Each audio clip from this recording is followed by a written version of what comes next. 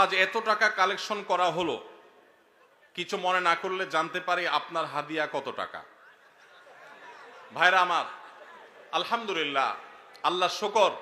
প্রথম কথা হলো যে ওয়াজ মাহফিলে বা দিনই কাজে, এমনি তো আমি ওয়াজ মাহফিলে যাই না। আপনাদের এলাকারই ভাই, কি নাম ওনার, হানিফ ভাই বোধহয়, হানিফ ভাই, উনি আমাদের অফিসে লোক পাঠাইছেন। তিনি বলতেছেন যে আমাদের অফিস থেকে লোক নাকি বলছে যে আমরা এই মাহফিল করব। এটা বহু কয়েক মাস আগের কথা, আমাদের মনে নাই। যেহেতু ভাই বলছেন, মুসলমান তো মিথ্যা বলবে না, তাহলে হয়তো আমাদের কেউ বলছে। আমরা সেই ওয়াদা রক্ষা করার জন্য আসছি। আসার ক্ষেত্রে আমি হানিফ ভাইকে আমার অফিস থেকে শর্ত দিয়ে দিছি যে মাহফিল করার পর আমাকে কোনো টাকা পয়সা, কোনো হাদিয়া দিবেন না, এই শর্তে আমি আসতে পারি।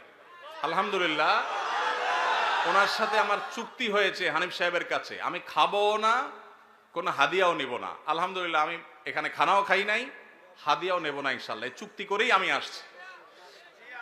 কোন জায়গায় কেউ যদি আমাদের পথ খরচ দেয় বা হাদিয়া দেয়, আলহামদুলিল্লাহ, আমরা যেখানে মানুষ খুব জোরাজোরি করে নেই। আর যদি কোনো মসজিদ মাদ্রাসা হয় বা দিনী প্রতিষ্ঠান হয়, সচরাচর আমরা চেষ্টা করি পথ বড়াটাও নিজের পকেট থেকে দিয়ে যাওয়ার।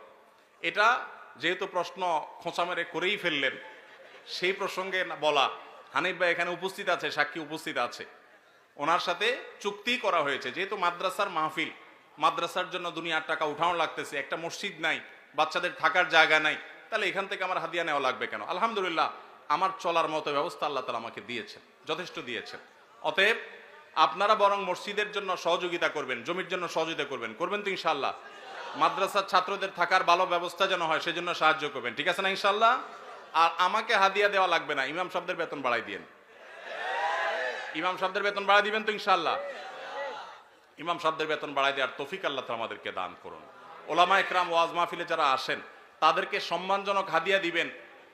আমি নিচ্ছি না, আমার আলহামদুলিল্লাহ না নিলেও চলে, এবং মাদ্রাসার মাহফিল দেখে নেই না, অন্য কেউ জোর করলে হয়তো নেই। কিন্তু যারা অন্যান্য ভাইরা আসেন, ওয়াজ মাহফিল করেন, অনেকে আছে রাতে গাড়ি অ্যাক্সিডেন্টে মাহফিল থেকে যাওয়ার সময় পুরো গাড়ি শেষ হয়ে যায়, আছে না?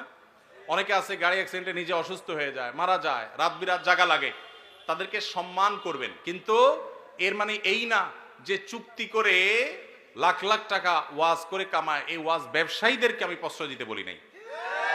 কিন্তু ওলামাদেরকে সম্মান করবেন। এখানে দুই দিক থেকেই সমস্যা আছে।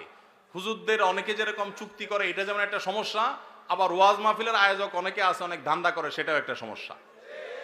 আমি আজ থেকে অনেক বছর আগে, আপনার জেলার নাম বলবো না, যে কোনো এক জেলা মাহফিলে যাওয়ার পর আমি দেখি এরকম মোটা একটা খাম ধরাই দিছে আমারে।